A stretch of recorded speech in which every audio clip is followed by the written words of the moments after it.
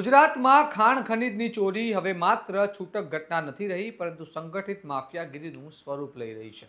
વર્ષોથી સવાલ ઉઠે છે કે ખાણ ખનીજ વિભાગની આંખો સામે ગેરકાયદેસર ખનન અને પરિવહન કેવી રીતે ચાલે છે.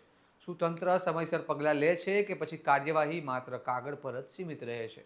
હવે કચ્છ પશ્ચિમ વિસ્તારમાં થયેલી તાજી કાર્યવાહી બાદ ફરી ચર્ચા તેજ બની છે. શું આ ખનીજ માફિયાઓ માટે ચેતવણી છે કે પછી થોડા દિવસોનો જ ઝાટકો? આવો વિગતે વાત કરીએ સમગ્ર મામલા વિશે આ અહેવાલમાં. નમસ્કાર, હું ચિરાગ વર્ષાબેન. આપ જોઈ રહ્યા છો સ્વમાન. કચ્છ પશ્ચિમ ખાણ ખનીજ વિભાગે કલેક્ટરના આદેશ બાદ ભુજ તાલુકાના મોરસર, કોટાઈ અને ખાવડા વિસ્તારમાં ગેરકાયદેસર ખનીજ ચોરી સામે કડક કાર્યવાહી હાથ ધરી છે. તંત્ર દ્વારા અલગ અલગ સ્થળોએ દરોડા પાડી 10 ટ્રકો સામે કાર્યવાહી કરી છે, જેમાંથી 8 ટ્રકો રોયલ્ટી પાસ અથવા પરમિશન વિના સિલિકા માટી અને રેતીનું પરિવહન કરતા ઝડપાયા હતા, જ્યારે 2 ટ્રકો ઓવરલોડ ખનીજ લઈ જતા પકડાયા છે. આ કાર્યવાહીએ વિસ્તારમાં ગેરકાયદેસર ખનન કરતા તત્વોમાં ફફડાટ મચાવ્યો છે અને વિભાગની કામગીરીની સરાહના પણ થઈ રહી છે.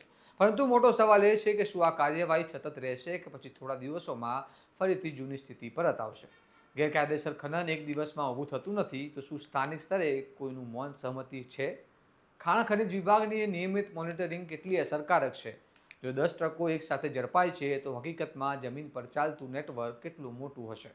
હવે જોવાનું રહ્યું કે તંત્ર આ કાર્યવાહી સતત અને પ્રણાલીસભર રીતે આગળ વધારે છે કે નહીં, અને ખનીજ માફિયાઓ પર કડક સંદેશ જાય છે કે નહીં. આપ શું માનો છો? ખનીજ ચોરી અટકાવવા માટે વધુ ટેકનોલોજી અને પારદર્શક મોનિટરિંગ સિસ્ટમ જરૂરી નથી? તમારું શું મંતવ્ય છે તમને કમેન્ટ બોક્સમાં જણાવો, અને આવા જ વિશ્લેષણવાળા અહેવાલ માટે સ્વમાનને લાઇક, શેર અને સબસ્ક્રાઇબ કરવાનું ભૂલતા નહીં. નમસ્કાર.